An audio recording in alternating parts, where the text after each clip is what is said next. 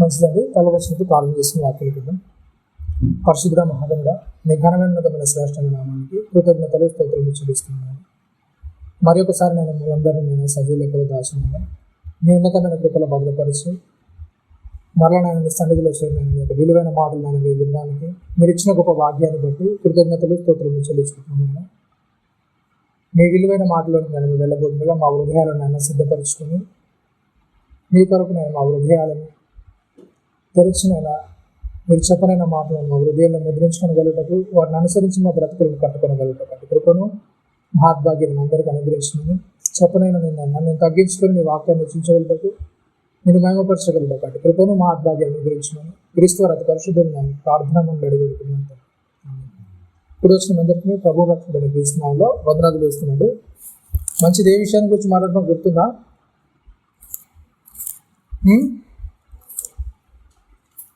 త్వరలో వెనుకున్న దేవుని తలంపు అనే విషయాల్లో యాకోబు ఏశావు గారు వాళ్ళ ప్రయాణం అనేది ఎలా సాగింది, అవునా కదా? అక్కడితో మరి మనము ముగించాం, అవునా కదా? అవునా? యాకోబు గారు తన స్థితి ఎలా ఉన్నా సరే, తన పరిస్థితి ఏమైనా సరే ఏం చేశారు చెప్పండి? తన అన్నకు లోబడి, అంటే బయట ఉన్న బంధాలన్నిటికంటే కూడా తన యొక్క రక్త సంబంధం ఎక్కువ ఏం చేశాడు చెప్పండి? తను తాను తగ్గించుకోవడానికి, మరలా కలుపుకోవడానికి, తను ఎంతైనా కోల్పోవడానికి సిద్ధపడిన విషయాన్ని పోయిన ద్వారా నేర్చుకున్నాము. సరే, ఆదికాండం 34వ అధ్యాయం ప్రారంభోషణంలో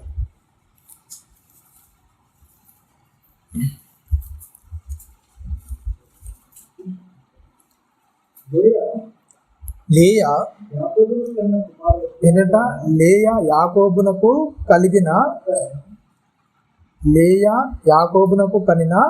కుమార్తె అయిన దీనా ఆ దేశపు కుమార్తెలను చూడవలెను. ఏమైందండి చెప్పండి? లేయాకు యాకోబుకు పుట్టిన కుమార్తె అయిన దీనా అనే ఆమె ఏం చేసిందంటండి? ఆ దేశంలో ఉన్న కుమార్తెలను ఏం చేసింది? చూడ్డానికి వెళ్ళింది, అవునా కదా? బయటకు వెళ్తాప్పుడు ఎలా వెళ్తారు చెప్పండి? మరి ఎలా వెళ్తారండి?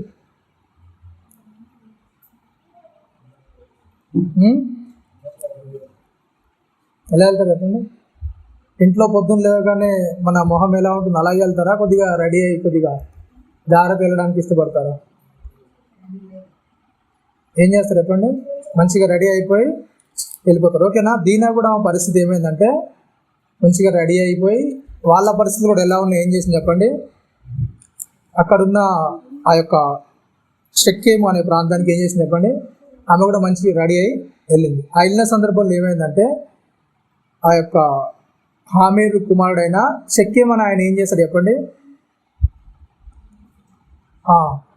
ఆమెను మోహించాడు, ఆమెతో క్షీణించాడు. ఇదంతా కూడా జరిగిపోయిన తర్వాత ఏమైందంటే వాళ్ళ ఒక ఒప్పందానికి వచ్చారనమాట. దీనా విషయాల్లో ఒక అన్యాయం అనేది జరిగిన తర్వాత ఏమైందంటే వాళ్ళ యొక్క తండ్రి గారైన హామోరు, అంటే షెక్కేము యొక్క తండ్రి అయిన హామేరు అనే ఆయన యాకోబు దగ్గరకు వచ్చి ఇలా జరిగిపోయింది ఏం చేస్తానంటే నా కుమార్తెను ఇష్టపడుతున్నాడు కనుక ఏం చేయండి, ఇచ్చి పెళ్లి చేయండి, అంటే మీ వాళ్ళని మేము చేసుకోవచ్చు, మా వాళ్ళను మీరు చేసుకోవచ్చు, ఇలా ఇచ్చేసి మనం వ్యాపారాన్ని ఏం చేద్దాము, కొనసాగిద్దాం, ఎలాంటి ఇబ్బందులు ఇది అయిపోయింది జరిగిపోయింది ఏం చేశారంటే ఆ విషయాన్ని మాట్లాడిన తర్వాత ఏమైందంటే వాళ్ళ యొక్క ఇద్దరు అన్నదమ్ములు ఎవరైతే దీనా సహోదరులు ఉన్నారో వాళ్ళిద్దరు కూడా ఏం చేస్తారంటే కపటంగా రాయబడుతుంది. అప్పటి వరకు ఏం చేస్తారంటే ఒప్పేసుకొని మాట్లాడినట్టు చూస్తారు. చూడండి అక్కడ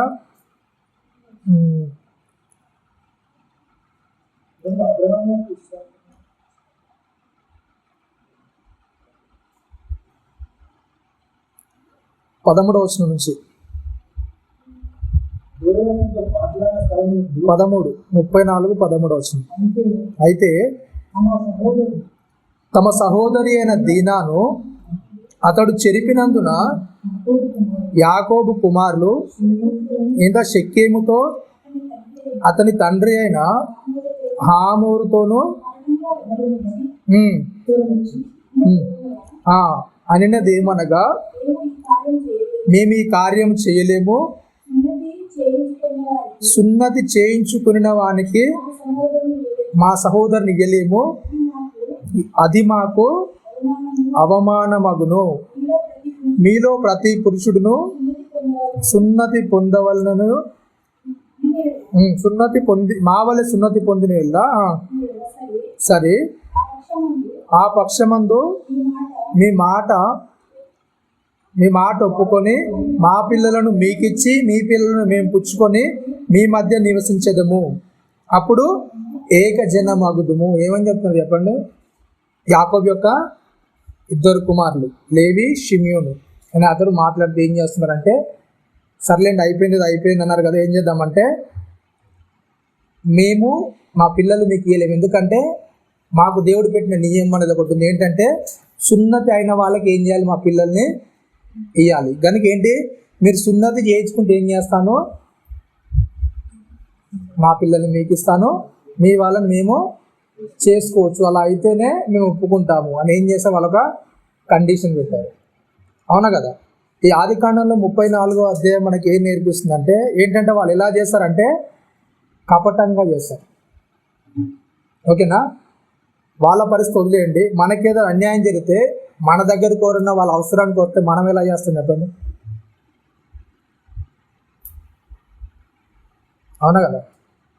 వాళ్ళ చరిత్ర అనేది అయిపోయింది. ఓకేనా? ఎవరి వలన మన కీడు జరిగి అన్యాయం జరిగి మరలా నీ దగ్గరికి మేలు ఆశించి వస్తే నీ మనస్సు అనేది ఎలా స్పందిస్తుంది? వాళ్ళతో ఎలా నువ్వు మంచి మనస్సాక్షితో చేయడానికి వాళ్ళకి ఇష్టపడతావా? లేకుంటే ఎలాగైతే యాకోబు కుమారులైన షిమ్యోను, లేవి చేసినట్టు చేయడానికి ఇష్టపడతావు కపటంగా? వాళ్ళు ఏం చేస్తారంటే ఎప్పటి కపటంగా ఏదో ఒప్పుకున్నట్టయితే ఒప్పుకున్నారు, కానీ వాళ్ళకి ఏంటి చెప్పండి? లోపల ఏముంది చెప్పండి? ఆ జరిగిన ప్రతీకారం అనేది వాళ్ళు మర్చిపోలేకపోతున్నారు. అవునా కదా? వాళ్ళకి ఏదైతే అన్యాయం జరిగిందో వాళ్ళ ముంగటైతే బాగానే మాట్లాడుతున్నారు, సర్లేండి ఒప్పుకుంటాం లేండి చెప్తున్నారు, కానీ వాళ్ళ లోపల మనసంతా ఏముంది చెప్పండి? ఆ జరిగిపోయిన విషయం అంతా కూడా వాళ్ళ హృదయాలు ఇంకా మెదులుతూనే ఉంది. వాళ్ళు చేసిన ఆ యొక్క క్రియ అనేది వీళ్ళ మనసులో ఏమైపోయింది చెప్పండి? ఇంకా రగులుకుంటూ అది ప్రతీకారేచ్ఛగా ఏమైంది చెప్పండి? వాళ్ళ హృదయాల్లో ఏమైపోతుంది చెప్పండి? రగులుకుంటూనే ఉంది. ఆ రగులుకుంటూనే వాళ్ళు రాగానే వీళ్ళు ఇచ్చిన సమాధానం ఏంటంటే, అక్కడ రాయబడింది ఏంటంటే కపటంగా ఉత్తరం ఇచ్చారంట. కపటంగా అంటే ఏంటండి?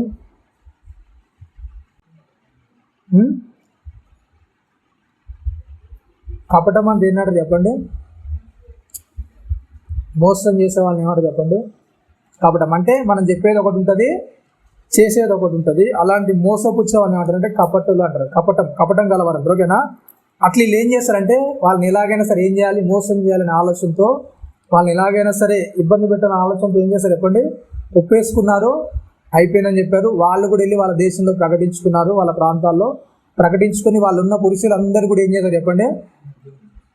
వాళ్ళు ఇస్తానన్నారులే, ఒప్పుకుంటున్నారులే, ఒప్పందం బాగానే ఉందిలే, ఇప్పటి నుంచి మన వ్యాపారాలు బాగా జరుగుతాయని వాళ్ళంతా సమ్మతి చేసుకొని వాళ్ళంతా కూడా ఏం చేశారు చెప్పండి? వాళ్ళందరితో కూడా మాట్లాడుకున్నారు. వాళ్ళందరూ కూడా ఏం చేశారు? పురుషులందరూ కూడా ఏం చేశారు చెప్పండి? సున్నతి చేయించారు. అసలు ఈ సున్నతి అనేది ఎందుకు చేయమని చెప్పారు? వాళ్ళు దేవుని ఎందుకు అడ్డం పెట్టుకున్నారు? వాళ్ళు అంత బలంగా ఉంటే మనం ఏం కూడా చెయ్యలేం. కాబట్టి ఏం చేయాలి? వాళ్ళని ఫస్ట్గా ఏం చేయాలి? వాళ్ళని బలహీనపరచాలి. బలహీనపరిచిన తర్వాత ఏం చేయాలి? వాళ్ళను ఏం చేయాలి చెప్పండి? అప్పుడైతే వాళ్ళు మనల్ని ఏం చేయలేరు. అప్పుడు ఏం చేయొచ్చు? మనం వాళ్ళని చంపేద్దాం. అవునా కదా? ఈ ప్లాన్ అనేది వాళ్ళు ఏం చేస్తారు చెప్పండి? ఆ కపటంగా రాయబడింది ఏంటంటే వాళ్ళ ప్లాన్ ఏంటంటే ముందే వాళ్ళు ప్లాన్ వేసుకున్నారు. ఏంటి? వాళ్ళు మా దగ్గరకు వస్తారు, అడిగితే మా ప్లాన్ ఏంటంటే ఒప్పుకున్నట్టు ఒప్పుకోవాలి, కానీ తర్వాత వాళ్ళకు సున్నతి చేయించాలి. ఎప్పుడైతే సున్నతి చేయించారో 3 రోజుల తర్వాత వాళ్ళకు ఆ నొప్పి, బాధ అనేది పెరుగుతుంది. వాళ్ళు లేవలేని పరిస్థితులు ఉంటారు, ఏం కూడా చేయలేరు. కాబట్టి అప్పుడు వెళ్ళి మేము ఏం చేయొచ్చు? మా ప్రతీకారాన్ని తీర్చుకుంటాం. అవునా కదా? స్పెసిఫిక్గా ఒకటి ఏంటంటే ఆ యొక్క ఎన్ని రోజుల్లో కూడా రాయబడుతుంది. అవునా కదా? చూడండి అక్కడ 22వ వచనంలో, ఆ మనుష్యులు సున్నతి పొందినట్లు మనలో ప్రతి పురుషుడు సున్నతి పొందిన ఎడలనే మన మాటకు వారు ఒప్పుకొని మనలో నివసించి ఏకజనముగా నుందురు. వారి మందలు, వారి ఆస్తి, వారి పశువులన్నీ మనవగును కదా. ఎట్లయినను మనము వారి మాటకు ఒప్పుకుందుము. 25 వచనం. 3వ దినమున వాడు బాధపరుచుండగా యాకోబు కుమారులు ఇద్దరు, అనగా దీనా సహోదరులైన షిమ్యోనును లేవీయును తమ కత్తులు చేత పట్టుకొని ఎవరికి తెలియకుండా ఆ ఊరి మీద పడి ప్రతి పురుషుని ఏం చేస్తాడు చెప్పండి? చేసింది ఎవరు చేశారు? షిమ్యోను చేశాడు, అవునా కదా. షెకెం అంటే హామోరు కుమారుడైన షెకెం చేశాడు. షెకెం చేసిన తప్పుకు వీళ్ళ హృదయాల్లో ప్రతీకారం ఎంత మరిగింది చెప్పండి. ఎలా ఉంది వీళ్ళ హృదయంలో ప్రతీకారము? ఎలా ఉంది చెప్పండి? ఆ ప్రాంతంలో ఉన్న పురుషులందరినీ కూడా ఏం చేస్తారంట? చంపేస్తారు, అవునా కదా. మన జీవితాల్లో కూడా ఎవరి మీద ఒకరి మీద ప్రతీకారం ఉంటే ఏం చేస్తాం చెప్పండి? ఒక కుటుంబాన్న, ఒక సమాజాన్న మొత్తం మనం ఏం చేస్తాం చెప్పండి? ఏం చేస్తాం? వాళ్ళు చెడోళ్ళు, లేకుంటే వాళ్ళు ఇలాంటి వారు అని వాళ్ళ మీద ఏం చేస్తాం చెప్పండి? ఒక చెడును రుద్దేయడానికో లేకుంటే వాళ్ళని ఏదో దూరంగా నెట్టేయడానికి ఏం చేస్తాం? మన ప్రయత్నాలు అనేవి కూడా చేస్తుంటాము. అదేవిధంగా ఈ ఆ యొక్క ఎవరైతే యాకోబు కుమారులలో వాళ్ళిద్దరు కూడా ఏం చేశారు చెప్పండి? ఆ ప్రాంతంలో పురుషులందరినీ కూడా ఏం చేశారు? చంపేశారు, అవునా కదా. మరి ఇది కరెక్టా తప్ప అండి? కరెక్టా తప్ప? వాళ్ళకి అన్యాయం జరిగింది, అవునా కదా. అన్యాయం జరిగినప్పుడు ఏం చేయాలి? వాళ్ళు వచ్చారు, సమాధాన పడ్డారు. వాళ్ళు దీనికి ఏం చేయొచ్చు చెప్పండి? ఫస్ట్గానే ఏం చేయొద్దు, ఒప్పుకోకుండా. కానీ ఏం చేశారు? కపటంగా ఆడేసి ఏం చేశారంటే దేవుని మీద పెట్టేశారు వీళ్ళు, అవునా కదా. దేవుని మీద పెట్టేసి ఆ పేరంతా ఏం చేస్తారు చెప్పండి? ఒక హంతకులుగా, అంటే ఒక ఊరికి సంబంధించిన పురుషులందరినీ కూడా ఏం చేస్తారు వీళ్ళు? చంపేశారు, అవునా కదా. అంత ప్రతీకారాన్ని వాళ్ళ హృదయాల్లో ఉంచుకుని ఏం చేశారు? ఆ యొక్క 49వ అధ్యాయంలో వాళ్ళ గురించి రాయబడి ఉంటుంది. చూడండి ఒకసారి. ఆదికాండము 49వ అధ్యాయంలో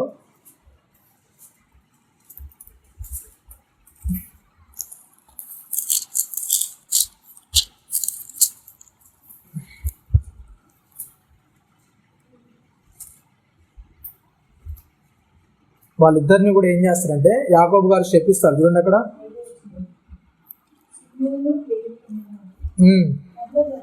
ఏంటంటే షిమ్యోను లేవి అనువారు సహోదరులు, వారి ఖడ్గములు బలాత్కారపు ఆయుధములు, నా ప్రాణమా వారి ఆలోచనలు ఏంటంట? ఏమని చెప్తున్నారండి? వాళ్ళు చేసింది మంచి పని అని చెప్తున్నారు. యాకోబు గారు ఎలాంటి పని చేశారంటే చెప్పండి? షిమ్యోను లేవి అనే వారి సహోదరులు, వారి ఖడ్గములు బలాత్కారపు ఆయుధములు, నా ప్రాణమా వారి ఆలోచనలో చేరవద్దు, నా ఘనమా వారి సంఘముతో కలుసుకొనవద్దు. వారు కోపం వచ్చి మనుషులను చంపిరి, తమ స్వేచ్ఛ చేత ఏంటంట? ఎద్దుల గుదికాల నరములను తెగొట్టిరి. వారి కోపము వేంద్రమైనది, వారి ఉగ్రత కఠినమైనది, అవి శపించబడును. యాకోబులో వారిని విభజించేది ఏంటంటే చెప్పండి? ఏమైపోయింది చెప్పండి? వాళ్ళిద్దరిని కూడా ఏం చేస్తాడో, ఏదైతే ఇజ్రాయెల్ అంటారో వాళ్ళిద్దరిని కూడా ఏం చేస్తాడు చెప్పండి? వాళ్ళ నుంచి చెదరగొట్టాడు, అవును కదా. ఎప్పుడైతే ఆ కోపము, ఆ ప్రతీకారము, ఆ ఉద్రేక ద్వేషం అనేది ఉంటుందో ఏం చేస్తుంది చెప్పండి? అది ఏం చేస్తుందంట? ఏమని చెప్తుందంటే ఆ హృదయంలో అలాంటి ఏం చేయదంటే, నా ప్రాణమా వారి ఆలోచనలు ఏంటంటే చెప్పండి? ఆలోచనలు చేరొద్దు. అంటే మన హృదయంలో ఎప్పుడైతే మనకు అన్యాయము, తప్పు జరిగిందో మన హృదయాల్లో ఏం చేసుకో చెప్పండి? ఏం చేయొద్దు. అంటే ఒకరికి ఏదో ఒకరి వల్ల జరిగిన తప్పుకు ప్రతి వారు ఇలా చేస్తారని వాళ్ళ కుటుంబం అంతా అలాంటిదని ఏం చేయదు చెప్పండి? ఒక అన్యాయాన్ని మనము రేకెత్తించి ఒక సమాజానికి సంబంధించిన వారందరినీ కూడా ఏం చేయదు చెప్పండి? ఇబ్బంది పెట్టేవారు ఉండొద్దు, వాళ్ళని నష్టపరిచేవారు ఉండొద్దు, వాళ్ళని గాయపరిచేవారు ఉండొద్దు. అంటే దానివల్ల ఏమవుతుందంటే అక్కడ చెప్తుంది ఏంటంటే వాళ్ళు ఏంటంట? వారి కోపం ఏంటంటే వేంద్రమైనది, వారి ఉగ్రత కఠినమైనది. అవి ఏంటంటే చెప్పండి, దేనికి వెళ్తాయంట అవన్నీ కూడా? దేనికి వెళ్తాయి చెప్పండి? శపించడానికి వెళ్తాయి. అవును, అంటే మన కోపము, మన యొక్క ఆవేశము అవన్నీ కూడా ఏం చేయబడతాయి చెప్పండి? చెప్పండి, మన కోపము, ఆగ్రహము ఏం చేస్తాయంట? ఏం చేస్తాయి చెప్పండి? శాపానికి కారణమవుతాయి. అవునా కదా? ఎప్పుడైతే మనం కోపంలో ఉంటామో, ఎప్పుడైతే మనం పగ తీర్చుకోవాలనే ఆలోచన మనలోనికి వస్తుందో, దాన్ని బట్టి ఏమవుతుంది చెప్పండి? ఏమవుతుందండి? లేవికాండం 19వ అధ్యాయం ఒకసారి చూడండి.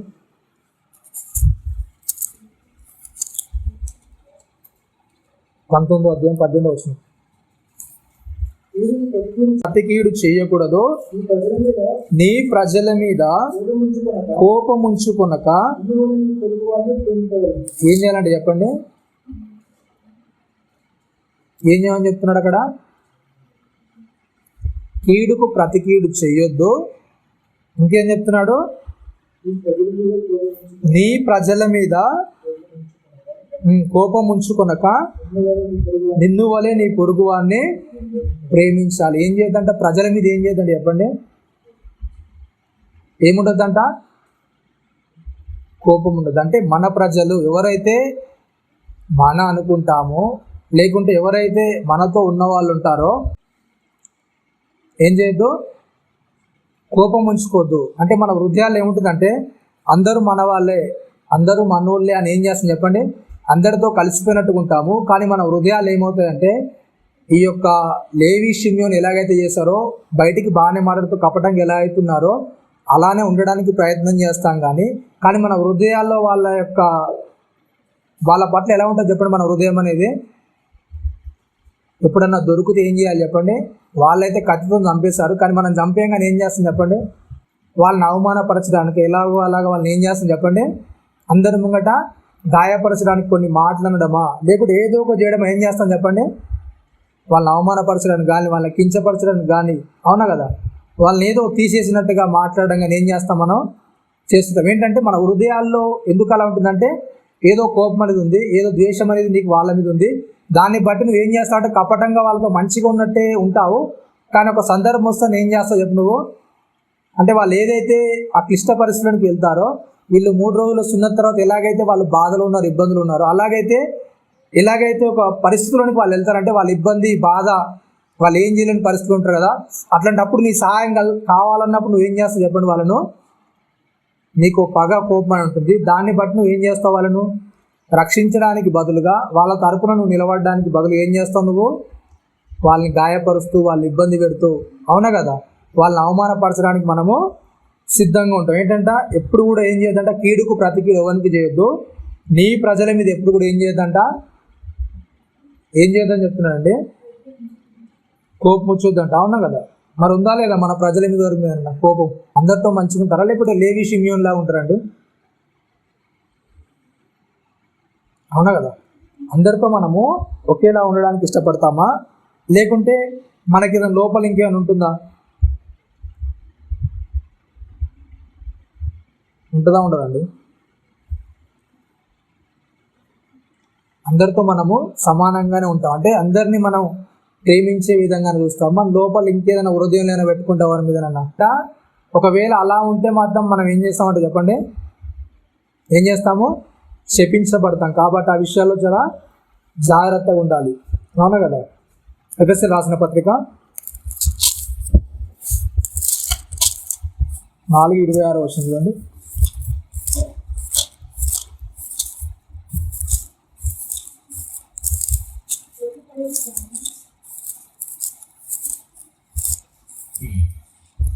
ఎఫెసీ 4. కోపపడుడు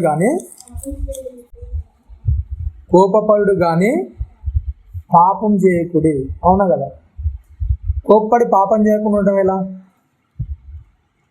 అవునా కదండి? ఎఫెసీ రాసిన పత్రికలో పౌలు గారు చెప్పింది ఏంటంటే కోప్పడండి, కానీ ఏం చేయొద్దంట? పాపం చేయొద్దు. అవునా కదా?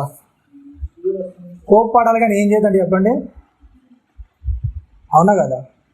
కోప్పడండి పాపం చేయదండి ఏంటంటే కోపం అనేది ఏమవుతుంది చెప్పండి. సహజంగా ఒక మనిషి వాళ్ళని నొప్పించినప్పుడు బాధ పెట్టినప్పుడు ఏమవుతుంది చెప్పండి, ఏమవుతుంది? కోప్పడండి, ఎందుకంటే కోపం ప్రతి మనిషికి వస్తుంది. కానీ ఏం చేయొద్దంట, పాపం చేయొద్దంట. పాపం చేయొద్దంటే ఏం చేయొద్దు? కొద్దిగా ముందుకు వెళ్తే మనకు అర్థం. కొద్దిగా ముందు చదవండి. సూర్యుడు అస్తమించే వరకు ఏం చేయొద్దంట చెప్పండి, కోప్పడండి కానీ ఏం చేయొద్దంట, పాపం చేయొద్దంటే ఏంటి? ఏం చేయొద్దు? పాపం చేయొద్దంటే ఏం చేయొద్దు?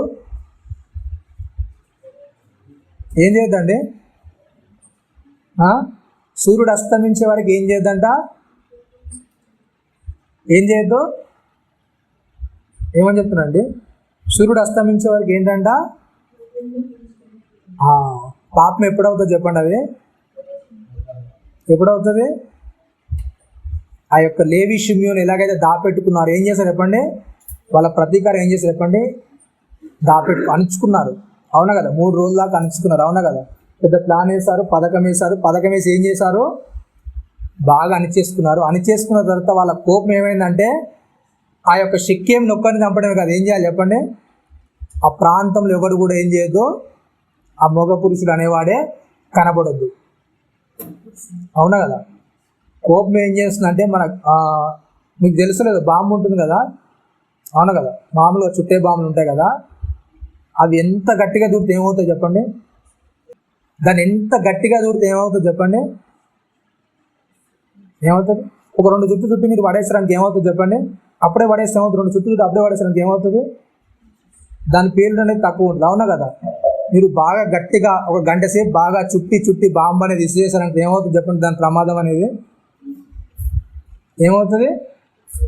పెరిగిపోద్ది. అవునా కదా? ప్రమాద స్థాయి అనేది పెరుగుతుంది. అలాగే మనిషి యొక్క కోపం అనేది నువ్వు అప్పుడేదైనా కోపాన్ని ఆయన అప్పుడే తీర్చేసుకున్నావు అనుకో, ఏమవుతుంది చెప్పండి? అది ఏమవుతుంది? పెద్ద ఇబ్బంది ఏముంటుంది. అవునా కదా? అప్పటికప్పుడే నువ్వు తీర్చేసుకుంది. కోపం వచ్చింది అన్నావు, అవునా కదా? సరే క్షమించలేదు, కోపంలో అన్నాను, అయిపోయింది అని వాళ్ళతో సమాధానం పడ్డావు అనుకోండి, అక్కడితో ఏమవుతుంది? ఏ గొడవ ఉండదు, ఎలాంటి ఇబ్బంది అనేది రాదు. కానీ దాన్ని దాచిపెట్టుకొని వాడు నన్ను అలా అంటాడా, సర్లే నేను కూడా టైం వచ్చినప్పుడు చూద్దాం అని ఏం చేస్తారు చెప్పండి? నాకు కూడా టైం వస్తుంది, ఆ టైం వచ్చినప్పుడు నేను ఏం చేయాలి అది చేస్తాను. ఏం చేస్తారు? వాడు అన్నమాటను అలాగే హృదయంలో పెట్టుకుంటారు. దాపెట్టుకుని 10 రోజులు 20 రోజుల్లో దాపెట్టుకున్న తర్వాత ఏమవుతుంది చెప్పండి? ఏమవుతుంది? ఒకటేసారి ఒక మాట అన్నారు, ఎట్లా అంటారు మీరు మాట? 10 రోజులు దాపెట్టుకున్న తర్వాత వాళ్ళకి హృదయం మారాలని అంటారా, లేకుంటే హృదయం పగిలేలా అంటారా మాటలు? ఏం చేస్తారు చెప్పండి? కోపం అనేది 10 రోజులు దాచుకున్న తర్వాత వాళ్ళతో సమాధానంగా మాట్లాడతారా, లేకుంటే వాళ్ళ గుండెలు పగిలేలా మాట్లాడతారా? అప్పుడప్పుడు అనుకుంటారు ఏంటంటే మాట్లాడుకుంటూ అంటారు ఏంటంటే, నేను ఒక మాటగా నోరు తెరిచానికి ఏమవుతుంది చెప్పండి? ఏమవుతుందండి? ఏమవుతుంది? ఆ మాటతో ఏమవుతారు చెప్పండి? ఏమవుతారు? ఉరేసుకుంటారంట. అవునా కదా? మళ్ళీ ముఖం ఎత్తుకొని ఏం చేయాలి చెప్పండి? ఊర్లో తిరగలేరు. అవునా కదా? అంటే మనకు వచ్చే కోపం స్థాయి అనేది ఎప్పుడైతే మనం దాచేసుకుంటామో, ఆ దాచేసుకున్న దాన్ని బట్టి మన హృదయాల్లో ఆ నింపేసుకున్న దాన్ని బట్టి దాని స్థాయి అనేది ఏమవుతుంది చెప్పండి? అది పెరిగిపోయి ఒక మనిషిని ఏం చేస్తుంది చెప్పండి? అవమానపరచడానిక, కించపరచడానిక, లేకుంటే అవసరమైతే చంపేయడానికి ఏం చేస్తుంది? అది లోపల దాచబడి ఆ యొక్క క్రియ అనేది దాన్ని జరిగిస్తుంటుంది. అందుకే చెప్తున్నాడు ఎఫెసీయులకు రాసిన పత్రికలు చెప్తున్నాడు ఏంటంటే, కోపం అనేది ప్రతి మనిషికి సహజంగా వస్తుంది. కానీ ఏం చేయండి చెప్పండి? పాపం మాత్రం చేయకండి. అవునా కదా? పాపం చేయకుండా ఏంటి చెప్పండి? సాయంత్రం దాకా ఉంచుకో మన కోపాన్ని. ఇప్పుడు కోపం వచ్చాక ఏం చేయాలి చెప్పండి? సమాధాన పడండి. అవునా కదా? ఈ 4వ అధ్యాయం ప్రారంభోత్సవం ఏంటంటే మాట్లాడు చెప్తారు. 4వ అధ్యాయం ప్రారంభోత్సవంలో, కాబట్టి మీరు సమాధానమును బంధం చేత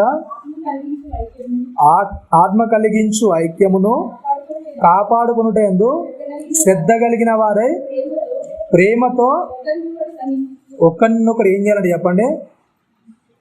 ఏం చేయాలని చెప్తున్నాడు?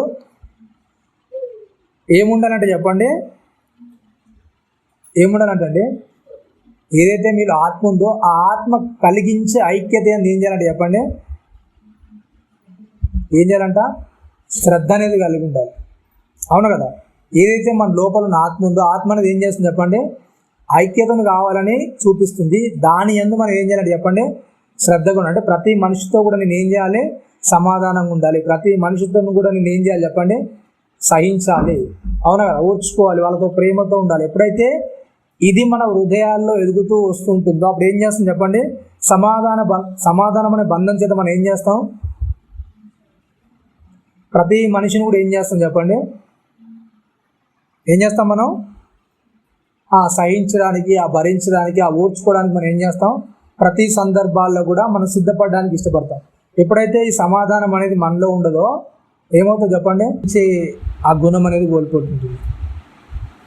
అవునా కదా. హెల్త్కి సంబంధించిన దాంట్లో పరిశోధన చేస్తారు కదా, ఆ డాక్టర్కి సంబంధించి వాళ్ళు ఏం చెప్తున్నారంటే మనిషిలో ఏమైందంటే సహనం అనేది ఏమైంది చెప్పండి, మనిషి ఎప్పుడైతే ఈ జనరేషన్ అనేది పెరుగుతూ ఉంటుందో ఆ జనరేషన్ పెరిగే కొద్దీ ఏమవుతుంది, మనుషులు ఏంటంట సహనం అనేది ఏమవుతుంది, తగ్గిపోతూ వస్తుంటుంది. అవునా కదా. ఎందుకు తగ్గుతుందంటే తగ్గడానికి గల కారణాలు ఏంటంటే ఎక్కువగా మొబైల్ యూజింగ్. అవునా కదా, ఫోన్లు ఎక్కువగా వాడుతున్నారు. అవునా కదా. ఈ ఫోన్లు ఎక్కువగా వాడడం వల్ల ఏంటంటే వాళ్ళ యొక్క ప్రభావం ఏమవుతుందంటే ఎప్పుడైనా సరే ఏం చేస్తారు చెప్పండి, ఫోన్లు ఎక్కువ వాడాలి, ఏం చేస్తారు, ఫోన్లు ఏం చూస్తారు, ఎక్కువగా రీల్స్ చూస్తుంటారు. రీల్స్ అంటే ఎంతసేపు ఉంటాయి చెప్పండి, ఎంతసేపు ఉంటుంది, గంట ఉంటుందో 2 గంటలు ఉంటారు రీల్స్ అంటే, ఎంతసేపు ఉంటుంది, ఎంత అండి, 1 మినిట్. అవునా కదా, 1 మినిట్ లేకుంటే 30 సెకండ్స్. అవునా కదా. 30 సెకండ్స్ అయిపోయి ఏం చేస్తారు రీల్స్, మరలా ఏం చేయాలి ఇంకోటి, అది అయిపోగానే అంటే మన బ్రెయిన్ని ఎలా చేస్తున్నాం చెప్పండి, మనకు తెలియకుండానే దాన్ని ఏం చేస్తున్నాం చెప్పండి, దానికి ఒక అడిక్షన్ అనేది ఇస్తున్నాము. అంటే దానికి అలవాటు అయిపోతుంది. ఏంటి చెప్పండి, నా ఓపిక అనేది ఎంతసేపు, ఒక 30 సెకండ్లో, ఒక నిమిషం అంతే. అంతకంటే నాకు ఎక్కువ ఏమని చెప్పారంటే ఏమవుతుంది చెప్పండి, నా బ్రెయిన్ తీసుకోదు. ఎందుకంటే దాన్ని నేను అలా ట్రైన్ చేశాను, దానికి అలా నేర్పించాను. ఒక 1 మినిట్ కంటే ఎక్కువ ఏ విషయాన్ని కూడా ఏం చేయలేదు, అది తీసుకోలేదు. అవునా కదా. ఒకప్పుడు ఊర్లో అంటే ఊరి ప్రాంతాల్లో కానీ సిటీ ప్రాంతంలోకి వెళ్ళినా కానీ ముచ్చట్లు ఎంతసేపు పెట్టేవారు చెప్పండి,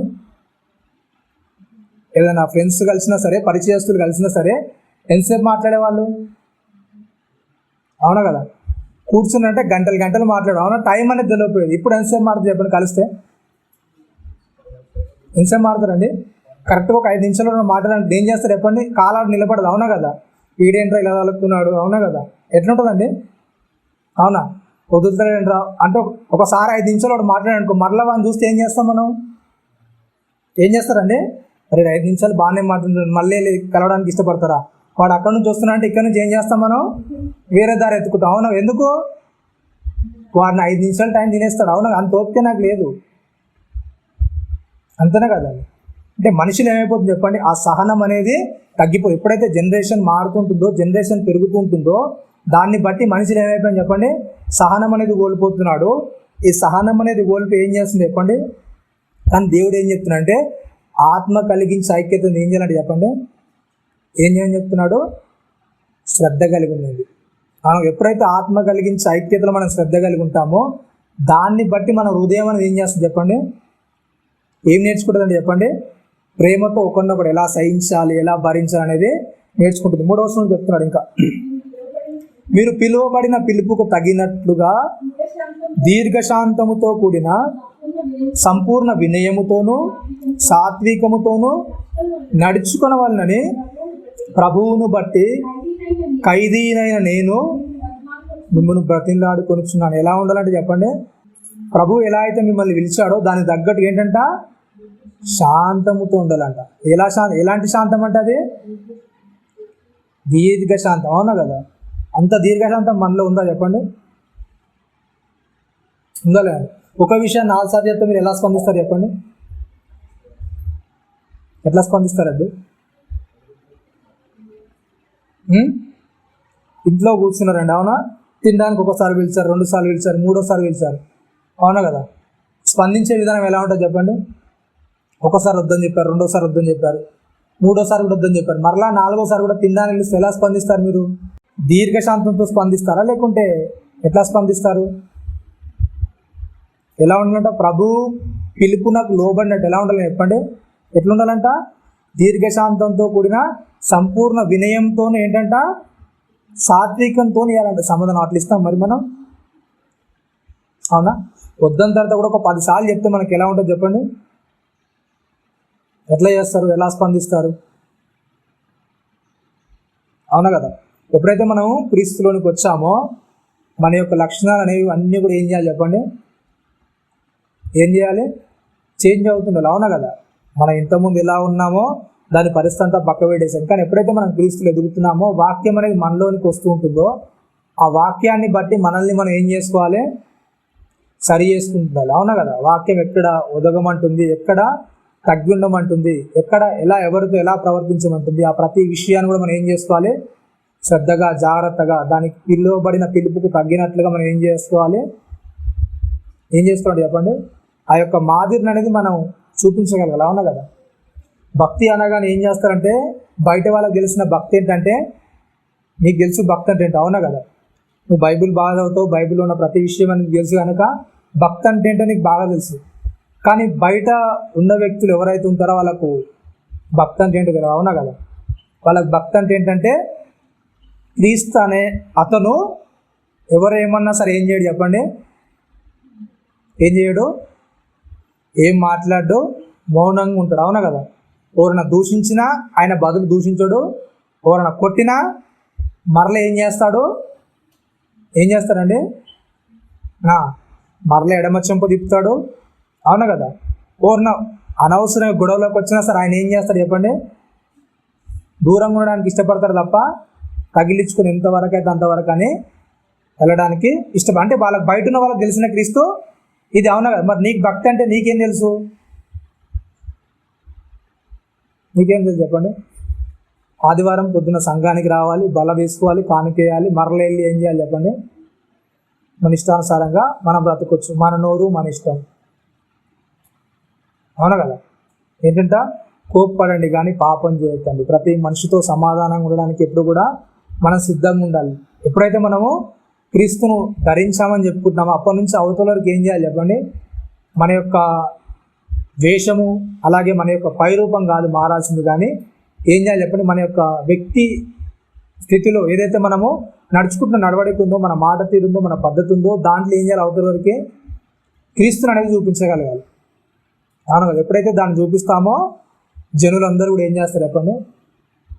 అవునా కదా? నువ్వు సపరేట్ వెళ్ళి బైబిల్ ఏం చెప్పనవసరం లేదు. అవునా కదా? వాళ్ళ దగ్గరికి వెళ్ళి మత్తయి సువార్తలు ఇలా ఉంది, లూకా సువార్తలు ఇలా ఉంది, ప్రభు నమ్ముకుని జరుగుతుందని నువ్వు ప్రత్యేకంగా వెళ్ళి సువార్త చెప్పనవసరం లేదు. ఎప్పుడైతే నీ భక్తిని అవతల వారికి కనబరుస్తావో ఆ భక్తిని బట్టి అవతల ఏం చేస్తాడు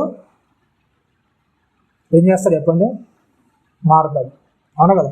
చాలామంది సేవకులు కానీ బైబిల్ చెప్పేది ఏంటంటే ఇంకా రానున్న రోజులు ఏమైపోతుంది చెప్పండి? ఏమవుతుంది? బైబిల్ అనేది మన దగ్గర ఉండదు. అవునా కదా? అంటే దేవుని మాట అనేది దొరకని పరిస్థితులు అనేది ఏం చేస్తాయి? మన ముందుకు వస్తాయి. అవును కదా? అట్లాంటి పరిస్థితుల్లో మరి మన దగ్గర ఉంచుకోవాల్సింది ఏంటి చెప్పండి? ఏం ఉంచుతాం? బైబిల్ మన దగ్గర ఉన్నందుకు ఏం చేస్తారు? తీసుకుంటారు, చించేస్తారు, కాల్ చేస్తారు. అవునా కదా?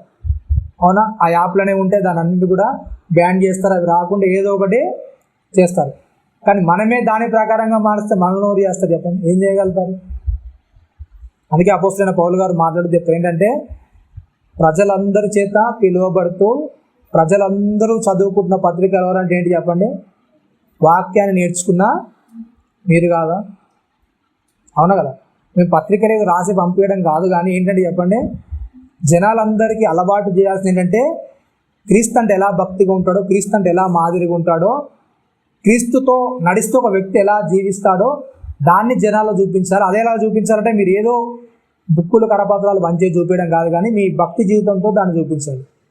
ఎప్పుడైతే దాన్ని చూపిస్తారో వాళ్ళు ఏం చేస్తారు? ఆ క్రీస్తు ప్రేమకు దాసులు అవుతారు. అవునా కదా? వాళ్ళు ఏం పత్రికలు పంచుకుంటూ తిరిగారండి మొదటి శతాబ్దంలో? ఏమన్నా ఏంటంట 3,000 మంది 5,000 మంది లెక్కకు మించి. అవునా కదా? మరి వాళ్ళందరికీ ఏమైనా కరపత్రాలు పంచారా? వాళ్ళ దగ్గరే ఉన్నాయి మన లెక్క బుక్ ప్రింట్స్ అనేవి.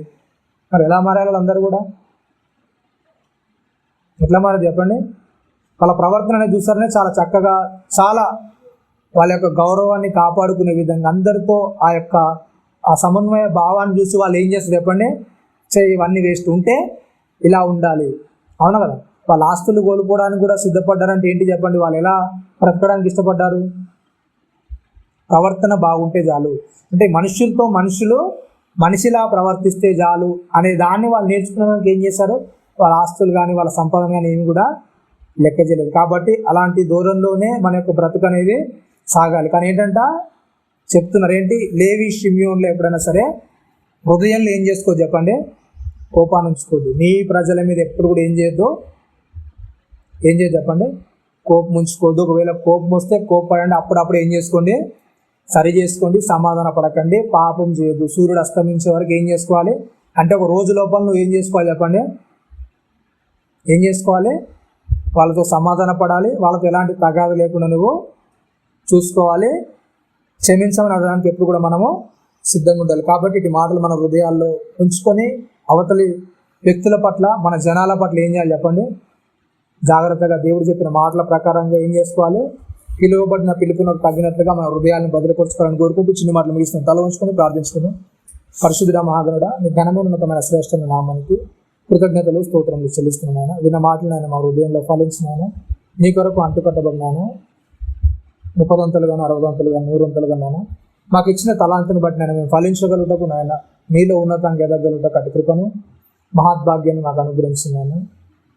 విన్న మాటలు నిష్ప్రయోజనం కాకుండా మా హృదయంలో ఫలించిన ఆయన మా జీవితంలో నాయన దాన్ని అన్వయించుకునగలుగుటకు నాయన నీ ప్రజలుగా నాయన వారిని పాటించగలుగుటకు అటు కృపను మహాద్భాగ్యాన్ని అందరికీ అనుగ్రహించినాను. క్రీస్తు అతి పరిశుద్ధుని ప్రార్థన అడిగి అందరికీ